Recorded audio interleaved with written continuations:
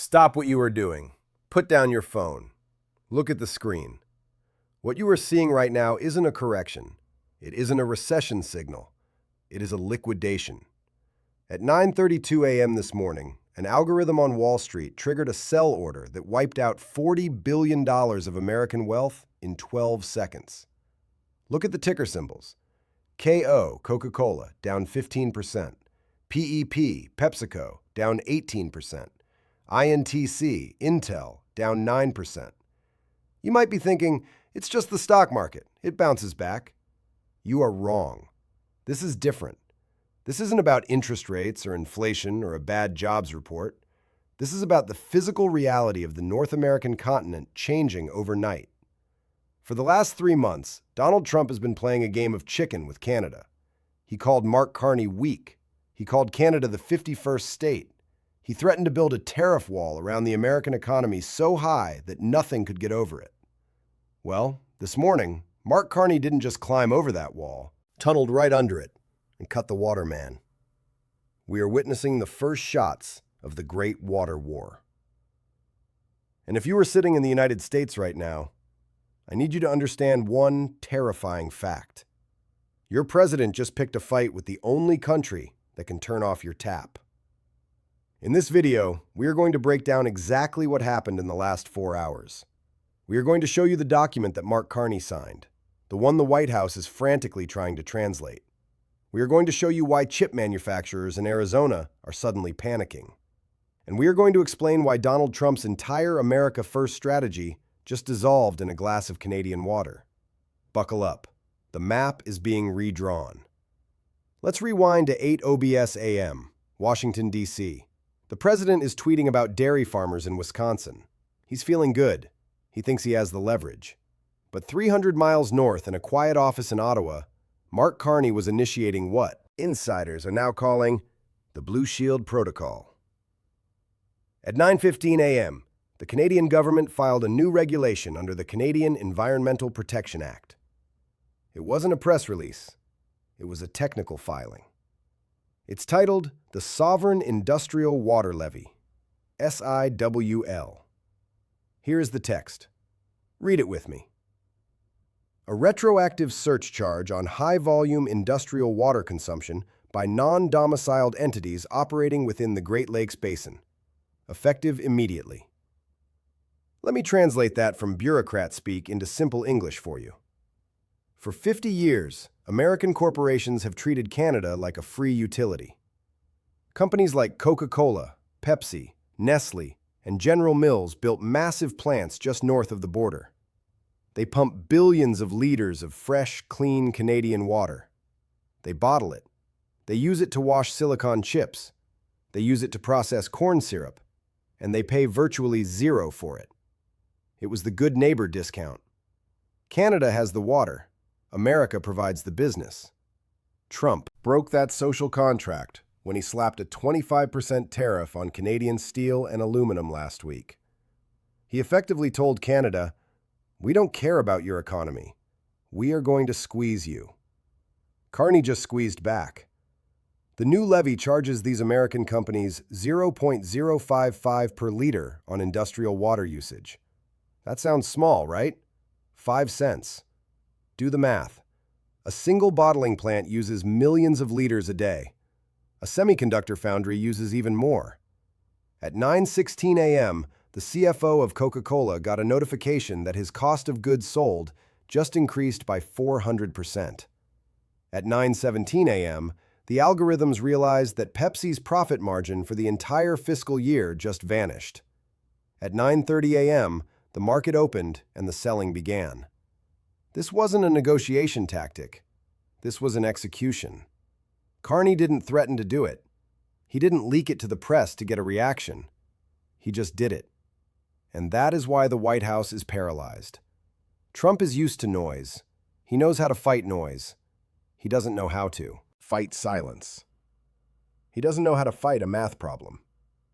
And right now, the math says America is losing. Most of the news channels are talking about soda. They're talking about soda because it's easy to understand. But the real panic, the one that has the Pentagon on the phone to Ottawa right now, isn't about sugar water. It's about chips. Here is receipt number 1. Look at Intel. Look at Global Foundries. These companies have massive operations that rely on cross-border supply chains. You cannot make a computer chip without water. Ultra-pure water. It is the solvent of the 21st century. A significant portion of the ultra-pure water filtration systems and the raw feedstock for plants in the northern U.S. comes from the Great Lakes watershed governed by joint commissions that Canada just threw a wrench into. When the levy hit, it didn't just tax the water going into bottles. It taxed the water used in industrial cooling and cleaning processes for American tech firms operating in the border zone. We are seeing reports, unconfirmed but credible, that a major semiconductor supply line in New York State has paused intake. They can't afford the new rate. They are waiting for a waiver. Do you understand what that means? Trump has spent billions on the CHIPS Act to bring manufacturing back to America. He told you he was securing the future, but he forgot that you can build the factory, but you can't build the river. Carney just reminded him. By targeting industrial usage, Carney has effectively held the American tech sector hostage. He is saying, you want to tax our lumber? Fine. We will tax the liquid that cools your servers and cleans your processors. This is fifth-generation economic warfare. It's not tanks. It's not missiles. It's friction. Carney introduced friction into the most efficient machine in the world, and the machine is starting to smoke. Let's look at the reaction from Washington, because this is where the contrast becomes painful to watch. Donald Trump is currently in a meeting with his trade advisors. We are hearing from sources that the mood in the room is nuclear. Trump wants to retaliate. His instinct is always to hit back harder. We are hearing rumors he wants to close the border to Canadian trucks. He wants to ban Canadian oil. But here is why he is losing control. The bully paradox. A bully only has power when the victim is afraid of being hit.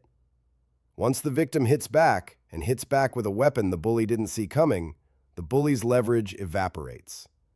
If Trump closes the border to trucks today, the U.S. auto industry shuts down by Friday. GM and Ford rely on parts that cross that border 6 times before a car is finished. If Trump bans Canadian oil, gas prices in the Midwest go to $7 a gallon by Monday. He is trapped. He cannot escalate without hurting his own voters. He cannot retreat without looking weak. And look at his allies. Where are they? Is Europe rushing to support Trump? No. They are quietly buying more Canadian energy. Is Mexico helping? No. Mexico is watching this and taking notes. Trump has spent 4 years isolating America, telling the world, we don't need you. Today, Canada proved that America does need the world. Specifically, it needs the resources that the world has. Meanwhile, watch the press secretary. They haven't held a briefing yet. Why? Because they don't have a talking point. They can't blame woke mobs. They can't blame the radical left. This is a sovereign nation enforcing its own tax code. Trump is flailing because he is fighting a ghost. He can't insult Carney into changing the law. He can't tweak the stock market back up. He is watching his numbers crash. And for the first time in a long time, he is not the one holding the remote control. Now shift your focus to Ottawa. While Washington is on fire, Ottawa is quiet. Mark Carney hasn't tweeted today. He hasn't held a victory rally. He attended a scheduled meeting on Arctic sovereignty and then went to lunch. This is the Carney doctrine. It is the weaponization of competence. Carney knows something Trump doesn't. Markets hate volatility, but they respect power. By imposing this tax, Carney isn't acting like a radical. He is acting like a CEO. He is saying, our water is a premium asset. You have been underpaying. Now the price is fair. The global markets, the guys in London, Tokyo, Singapore, they aren't panicking about Canada. They are actually buying the Canadian dollar, CAD. Look at the Forex markets. The loonie is up 2% against the US dollar today. Why? Because investors see Canada as a country that knows its own worth. They see a leader who isn't afraid to protect his assets. Carney is playing the long game. He knows that in 20 years, water will be more valuable than oil. He is establishing the president now. He is using Trump's aggression as an excuse to do something Canada has wanted to do for decades: monetize its natural advantage. He is turning Canada into a fortress. Trump views every interaction as a transaction. I win, you lose. Carney views the world as a system. If I change this variable, the whole system shifts in my favor. He didn't just tax water, he taxed Trump's arrogance. And the bill is due. I want to take you out of the stock market for a second and take you to Toledo, Ohio. There is a bottling plant there that employs 400 people. These are good union jobs. These are the people Trump swore to protect. Right now, the manager of that plant is on the phone with corporate headquarters in Atlanta. He is asking if he should run the second shift. Headquarters doesn't know. If the cost of their raw material just quadrupled, they might have to shut down the line. That means 400 people go home without pay. That means 400 families start worrying about the mortgage. This is the reality of a trade war. It's not lines on a chart, it's pink slips. And it's not just the factory, it's the truck drivers who haul the soda. It's the farmers who sell the corn for the syrup. It's the cardboard box manufacturers. Trump's tariff war was supposed to bring jobs back. Instead, it triggered a retaliation that is killing the jobs that were already there. Carney knows this, and it's a brutal calculation. He is betting that the pain of the American worker will force the American president to fold. It is a cold, hard strategy. But Trump left him no choice. When you threaten a country's existence, they don't fight fair. They fight to win. And right now, the American worker is collateral damage in a war started by a president who didn't read the briefing book. You might be asking, can't the U.S. just sue? Isn't this illegal? That's the beauty of Carney's trap. There is a treaty from 1909 called the Boundary Waters Treaty. It governs how Canada and the U.S. share the Great Lakes. Trump's lawyers are currently tearing their offices apart looking for a clause that stops this tax. But here's the quick kicker. Trump has spent the last 3 years ignoring international treaties. He pulled out of climate accords. He ignored the WTO. He signaled to the world that treaties are for suckers. Carney is using Trump's own logic against him. If the U.S. doesn't respect international law, why should Canada? Canada is framing this as an internal tax matter. Sovereign nations have the absolute right to tax activity within their borders. If Coca-Cola extracts water inside Canada, Canada can tax it. Period. To fight this, Trump would have to go to the international courts he despises. He would have to ask the World Trade Organization for help, the same organization he tried to defund. The irony is staggering. The America First president is going to have to go begging to globalist judges to save him from Canada. And even if he does sue, it takes years. The stock market is crashing now. The factories are pausing now. Carney doesn't need to win the lawsuit in 5 years. He just needs to win the economic war this week. There is a moment from this morning that I think perfectly captures where we are. At 10 a.m., a reporter caught Mark Carney leaving Parliament. They asked him, "Mr. Prime Minister, is this a declaration of economic war?" Carney didn't stop walking. He just turned, looked at the camera, and said, "We aren't declaring war. We are just declaring that Canada is no longer a discount store." Compare that to the all-caps rant currently sitting on Donald Trump's Truth Social page. One man is in control, the other is screaming at the rain. We are entering the danger zone. The next 24 hours will decide the fate of the North American economy. Here are the 3 ways this plays out. Scenario 1, the corporate coup. The CEOs of the Fortune 500 call the White House. They tell Trump, "Fix this or we stop donating."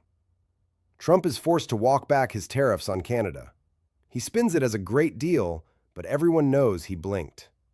Canada drops the water tax. Stability returns. Scenario 2, the tantrum. Trump refuses to lose. He issues an executive order seizing Canadian assets in the U.S. or blocking the border. This is the nightmare scenario. The stock market crashes another 20%. Supply chains shatter. We see food shortages in American grocery stores within a week. Scenario 3, the divorce. This is the one nobody is talking about, but it's real. Canada decides the US is too unstable. They keep the tax. They pivot trade to Europe and Asia. The US loses its privileged access to Canadian resources forever. Prices in America go up permanently. We become a poorer, more isolated country. Carney seems ready for scenario 3. Is Trump? History is rarely made by nice people shaking hands. It's made by conflict. It's made by leverage. Today, the leverage shifted. For 100 years, America was the giant and Canada was the quiet partner. Today, the partner stood up and the giant stumbled. You need to pay attention to this. This isn't just about water. This is about a fundamental change in how the world works.